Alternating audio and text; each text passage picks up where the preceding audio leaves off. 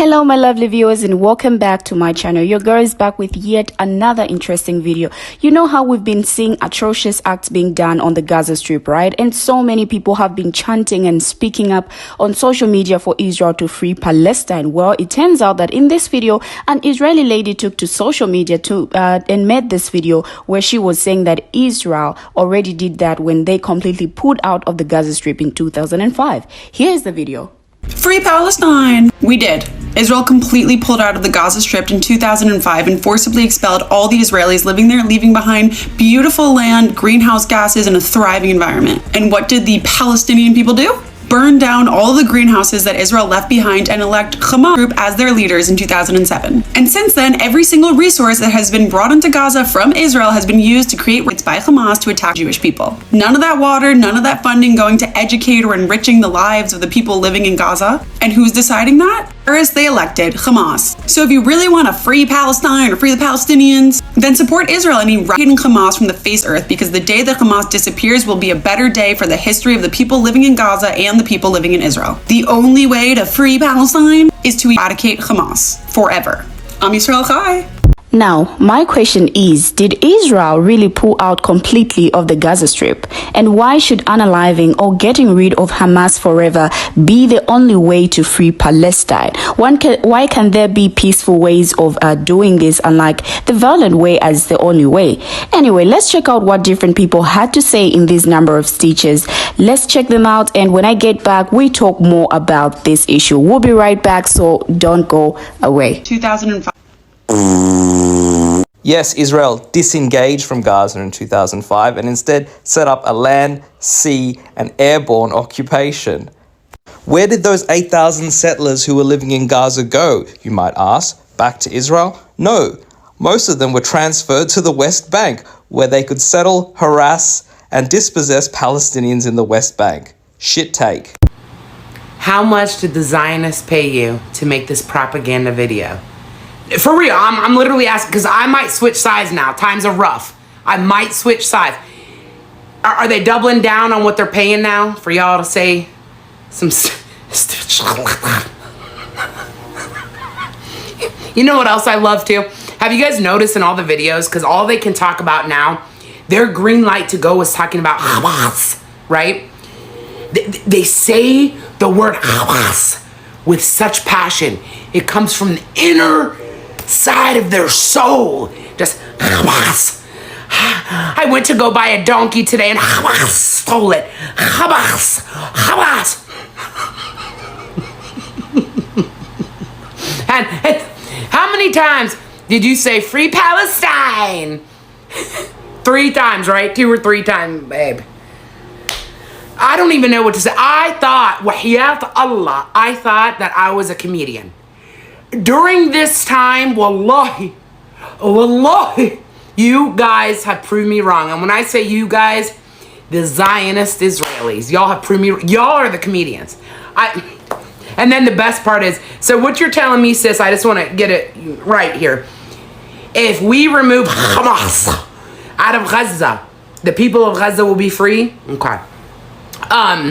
May I ask a question? On the West Bank, Hamas isn't there. So why is the West Bank still experiencing apartheid? Illegal Israeli checkpoints. You explain that to me? Genocide on the West Bank. Why are children, innocent Palestinian children, still being arrested? For no reason. You want to explain that to me? Because Hamas doesn't live on the West Bank. Seriously though, DM me and let me know how much they paid you to spread this false narrative. Because seriously, it is getting rough out here, and I'm being serious. I might switch sides. Free Palestine.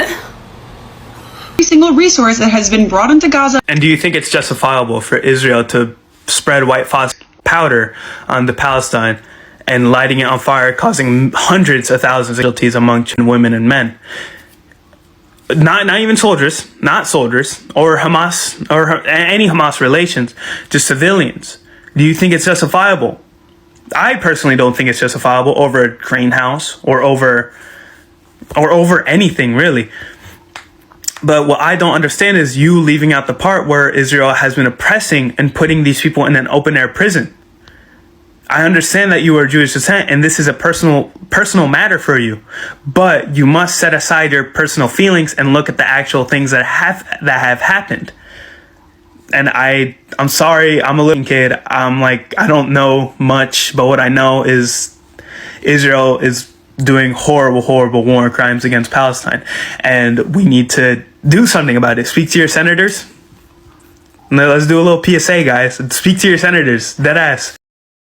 I'm sorry, I didn't realize that free meant that Israel builds a $1 billion wall around the entirety of the Gaza Strip, manning it with soldiers and sniper towers. I didn't realize that wall is extending to underground with sensors and 18-foot tall fences and sea barriers and control rooms for battalions and brigades to direct fighting within Gaza. Oh, and a 16-year-long blockade on Gaza's economy, not letting them export anything and limiting what they can import, causing their unemployment rate to be above 40%. Oh yeah, and then controlling all of Gaza's water, not giving the Palestinians the water that they need to live, and then not letting Palestinians do anything about it. I didn't know that was freedom. I didn't know that freedom meant that if you're a Palestinian in the Gaza Strip, you gotta be scared every day of being killed, murdered by the IDF for no reason. I didn't know that freedom meant we're gonna take all your land and then give you a little bit back and say, you have to stay here, you can't leave.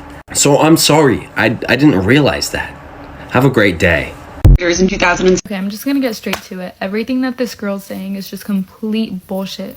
She's spreading such a harmful narrative about Palestinians. So what she's saying is that once the settlers left Gaza, they also left the greenhouses. And the greenhouses were mainly built to help Palestinians get jobs. But once the Israelis left, Palestinians had so much rage and they just tore down all of the greenhouses. And this is because of how much Jewish rage the Palestinians have. That story that I just said sounds exactly like something that would come out of a childhood propaganda book. And that's exactly what that story is. Jewish Americans are often told this story by rabbis and other Jewish figures in the community to further their hatred for Palestinian people. Here's what actually happened. Palestinians weren't receiving any exported goods or crops from Israel. This led to a huge loss of harvest, with over $120,000 being lost every single day because of this. And what did this lead to? It led to the looting of the greenhouses. Obviously, when there's a low supply of food, people are going to act in different ways. People need to survive, so they're going to start looting. What do you expect these poor people to do in Gaza? Of course, if they're not receiving anything from other countries or from Israel,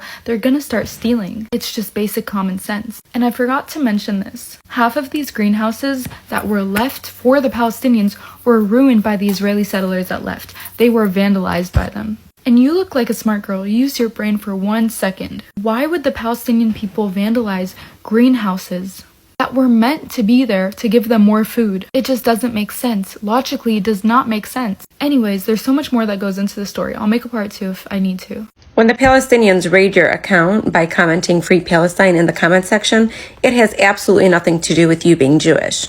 Above all, just an FYI, darling, there are Palestinian Jews, Christians, and Muslims. But instead, it has everything to do with when you said, Free Palestine! We did. Israel completely pulled out of the Gaza Strip in 2005 and forcibly expelled all the Israelis living there, leaving behind beautiful land, greenhouse gases, and a thriving environment. And oh yes, they definitely left behind. They left over 2 million individuals behind in an open-air prison, which turned into a concentration camp. They did not leave them any agriculture. So don't you sit here and try to make this a religion thing when you know clearly it's not. They want to free Palestine or free the Palestinians, then support Israel. If you really want a free Palestine, then support Israel. Israel that has been advocating hatred, that has been advocating pride, that has corrupted the entire world. The individuals that sat there and unalived not only thousands, but hundreds of thousands of individuals. Supporting Israel is a joke. It's only for the weak and the individuals that are raised under corruption. The thing is, ethnic cleansing is the #1 goal for Israel. Y'all think that the world is yours. Y'all think that y'all are the chosen ones and someone that should be proud to be Jewish. You should go ahead and reread your Torah. The Torah does forbid the Jews to have their own entity or sovereignty after the destruction of the temples. But if you were really Jewish, you would really understand that, and it's common sense. And let me guess, you had to sell your soul in order to get paid for that video and every other video. Kudos to you for posting this video, because honestly, I know you're trying to push your narrative. You're trying so hard, but it did the complete opposite. Complete 180. It went through one ear, straight out the other. And not just for me, I'm pretty sure for a lot of people who are kind of like in the limbo stage of whether or not they stand with Israel or Palestine. Your video just proved to every single person how dumb you are. So dumb. Make all these claims as most pro-Israel Zionists like you do, and then you never back them up. Nothing factual about it. But then all of a sudden, us Palestinians in Palestine, people on ground, have all this evidence of exactly what's happening. You say you guys don't cut off our electricity, this, that we aren't controlled by you guys. Numbers don't lie, first of all, and the news does not lie, okay? News that is actually on ground news, that does not lie. The people that do lie are people like you, talking about we pulled out in 2005. When did that ever happen? You guys have always controlled Gaza, always, from day one. Hamas, no Hamas, it's always been controlled. Palestine has always been controlled under you guys. Ever since you guys took over our land. Sorry, stole our land. Exactly, stole our land, okay? So it's always been there. That's always been a problem. So, but your narrative of Hamas this, Hamas that, just blaming everyone and everything because you're losing hope, because you're starting to see that people aren't pushing your narrative anymore, that people are actually opening their eyes and understanding that you guys, all you guys do is play the victim over and over again. Are you losing hope? You're definitely losing hope, because you're starting to see all the hashtags. It's all Palestine, free Palestine. And you guys are losing hope that people don't believe you guys anymore. The only people that believe you now is Western media.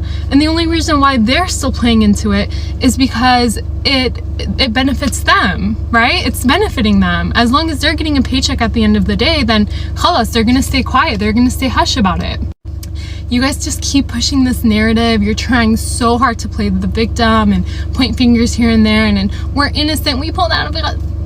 Bro, everyone knows, every single person knows that every person who has a heart understands and starting to realize that you guys are just playing the victim. And for you, it's so obvious that people like you, it's not, wahyat Allah, it's not your guys' eyes that are blind. Rather, it's your heart. Your heart is blind. You guys are so like infatuated with this world. You guys are so, all you care about is our land and like everything about us. Y'all are so obsessed with Palestinians. That's all you guys care about. We'll see how far that gets you.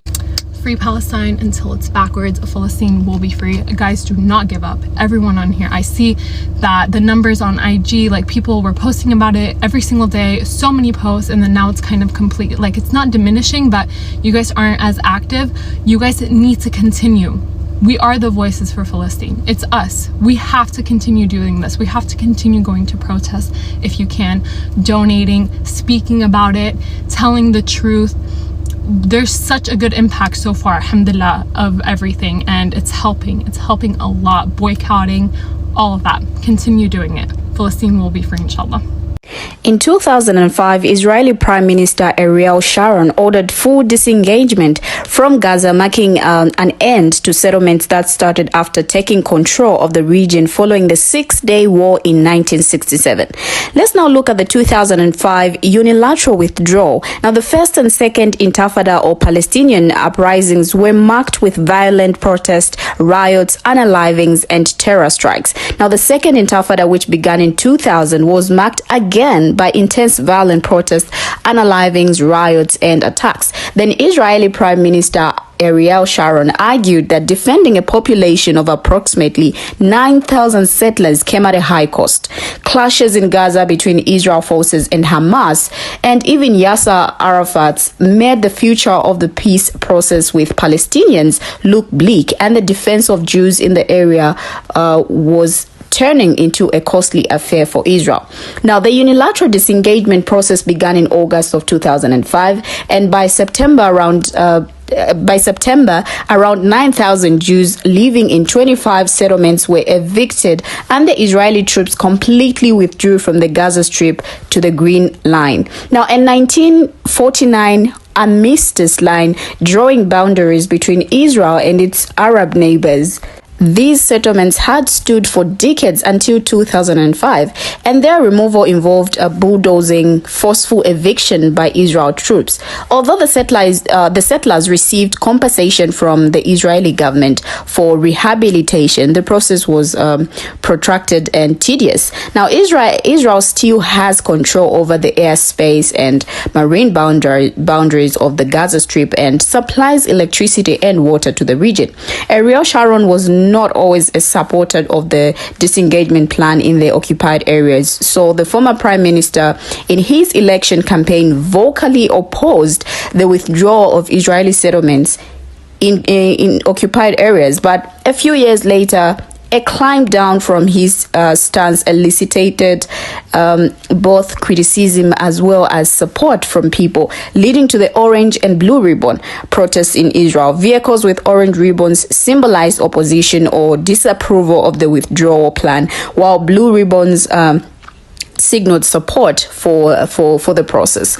Now, Sharon, however, portrayed the plan as a bold initiative to break the statement in the peace process. Israel's withdrawal from Gaza was portrayed as a step towards a peace process. But in 2006, Hamas won a majority of the Palestinian Legislative Council election, marking a dramatic shift in Palestinian politics and the emergence of the group as an alternative to Fatah, now a group that now governs in the West Bank.